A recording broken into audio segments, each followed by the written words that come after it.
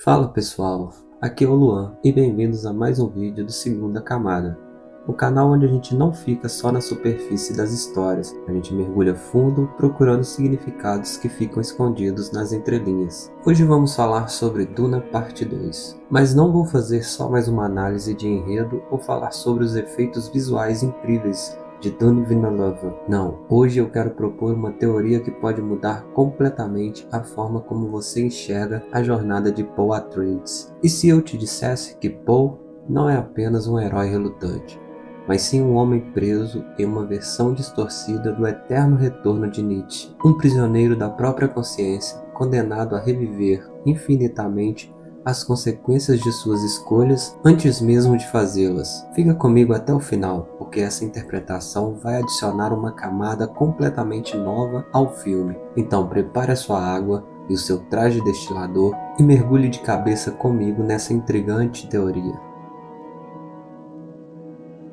O eterno retorno, entendendo Nietzsche. Antes de conectarmos isso com Duna, precisamos entender o que Nietzsche quis dizer com eterno retorno. Essa é uma das ideias mais profundas e perturbadoras da filosofia. Imagine que você tivesse que viver sua vida exatamente como ela é, com cada alegria e cada sofrimento, cada escolha e cada arrependimento infinitas vezes, eternamente. Cada momento se repetiria da mesma forma para sempre. Como você reagiria a isso? Nietzsche propôs isso não como uma realidade cósmica, mas como um teste existencial. Se você soubesse que viveria essa vida infinitas vezes, você abraçaria com amor ou seria esmagado pelo peso dessa eternidade? Você teria coragem de dizer sim para a sua existência, com todos os seus erros e acertos? A resposta para essa pergunta revela se você está vivendo uma vida autêntica ou se está apenas existindo. Nietzsche chamava aquele que abraça o eterno retorno de Hibernate, ou além-homem, alguém que cria seus próprios valores e assume total responsabilidade por sua existência. Mas aqui está a reviravolta genial em Duna. E se Paul Atreides pudesse ver essas repetições, e se ele fosse forçado a experimentar não apenas uma vida, mas milhares de futuros possíveis simultaneamente? Isso não seria liberdade, seria uma prisão. A maldição da presciência, Paul e o peso de ver tudo. Paul Atreides não é livre. Essa é a grande tragédia de Duna Parte 2, que muita gente não percebe na primeira vez que assiste. Enquanto Nietzsche propunha o eterno retorno como um pensamento libertador para quem tivesse coragem de abraçá-lo, Paul vive uma versão infernal disso. Ele não precisa imaginar reviver a sua vida infinitamente. Ele vê os caminhos, ele experimenta futuros que ainda não aconteceram. E aqui está o horror. Não importa qual caminho ele escolha, todos levam a Jihad. Bilhões de mortes em seu nome, rios de sangue através da galáxia. Pensa comigo, quando você assiste ao filme e vê Paul resistindo ao papel de Messias, você pode pensar: ah, mas ele é humilde, ele não quer o poder. Não é isso. Paul está aterrorizado porque ele sabe. Ele vê o monstro em que vai se tornar. Ele vê as consequências antes de agir. Isso é o eterno retorno transformado em tortura. Nietzsche dizia que apenas o além-homem poderia suportar a ideia de viver tudo novamente. Mas Paul não tem escolha. Ele é forçado a viver 1000 vidas antes de viver uma. Cada decisão já foi tomada em sua mente 1000 vezes. Cada desfecho já foi sentido. E aqui entra o paradoxo cruel. Quanto mais ele vê, menos livre se torna. A presciência não é um superpoder, é uma maldição que remove a possibilidade de escolha genuína. Paul não escolhe seu destino, ele se rende a ele porque todas as alternativas já foram experimentadas em sua consciência profética. Chani e a âncora do presente. Se Paul é um homem que vê todos os caminhos simultaneamente, Chani é a única pessoa que o mantém ancorado no presente. E isso é absolutamente crucial para entender o filme. Repara como Chani é a única pessoa que não trata Paul como Lisan al-Gaib. Ele o vê como Paul, como um homem, não como um Messias, não como um símbolo, mas como um ser humano com dúvidas, medos e defeitos. Na filosofia do eterno retorno, existe um conceito chamado amor fati, amor pelo destino. É a ideia que devemos amar nossa vida como ela é, não apesar do sofrimento, mas incluindo ele. Chani representa esse amor pelo momento presente, pela vida como ela acontece, sem profecias, sem futuros alternativos. Quando Paul está com Chani, ele não é o Xarath Haderach, ele não está preso em visões, ele simplesmente é. E isso é revolucionário para alguém que vive constantemente entre passado e futuro, causa e consequência. Mas aqui está a tragédia. Ao beber a água da vida e abraçar completamente sua presciência, Poe abre mão dessa âncora. Ele sacrifica o único momento de autenticidade que tinha, e a reação de Chani no final do filme, a decepção, a traição que ela sente, não é porque Poe irá se casar com a princesa Irulan por política, é porque ela percebe que perdeu o Poe que ela conhecia. O homem que ela amava foi consumido pela entidade profética. O presente foi sacrificado pelo futuro inevitável. E isso, meus amigos, é a verdadeira perda em Duna. A Jihad como anti-eterno retorno.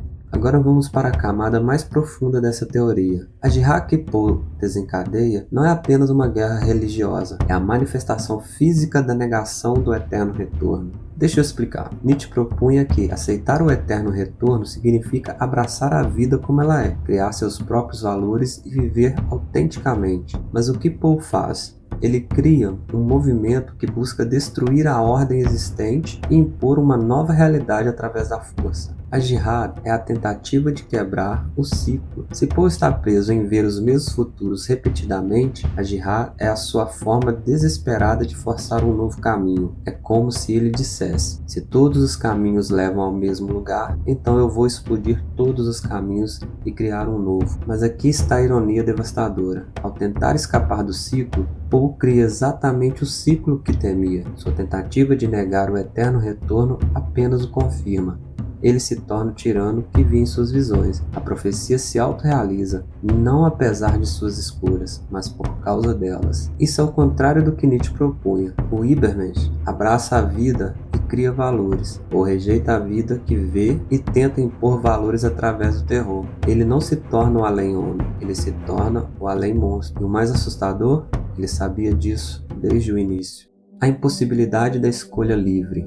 Vamos ao ponto final dessa teoria. Duna parte 2 propõe que conhecimento absoluto destrói liberdade absoluta. Isso é uma resposta filosófica direta à ideia do eterno retorno. Nietzsche acreditava que só éramos verdadeiramente livres quando assumíamos total responsabilidade por nossas vidas. Mas Poe nos mostra um problema dessa ideia quando levada ao extremo. E se você pudesse ver todas as consequências de todas as suas ações, você ainda seria livre para escolher? A resposta dos diretores do filme é um não devastador. Poe não escolhe o caminho sombrio por ambição ou maldade. Ele escolhe porque é o único caminho que ele pode ver que mantém Chani viva por mais tempo, que protege os Fremen, que evita algo ainda pior. Mas será que isso é realmente escolha?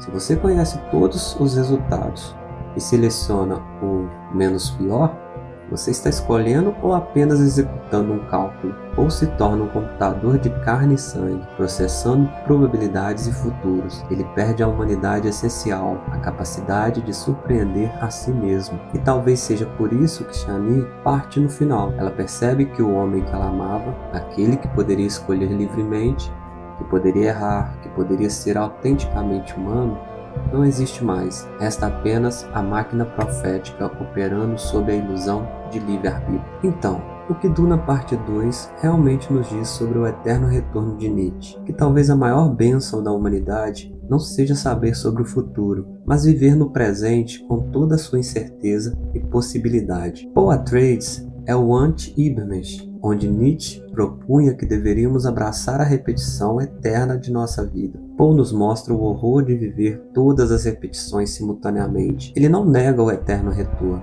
ele é consumido por ele. A verdadeira tragédia não é que Poe se torna um imperador, é que ele nunca teve a chance de escolher não ser. E nisso, o diretor do filme não criou apenas uma adaptação fiel de Frank Herbert, mas uma das reflexões mais profundas sobre livre-arbítrio e determinismo que o cinema já viu. E você, o que acha? Poe poderia ter escolhido diferente? A presciência é poder ou prisão? Deixe sua opinião nos comentários. Se você gostou desse vídeo, deixa o like, se inscreve no canal e ativa o sininho, porque aqui no Segunda Camada a gente vai sempre além da superfície. Até a próxima e tchau!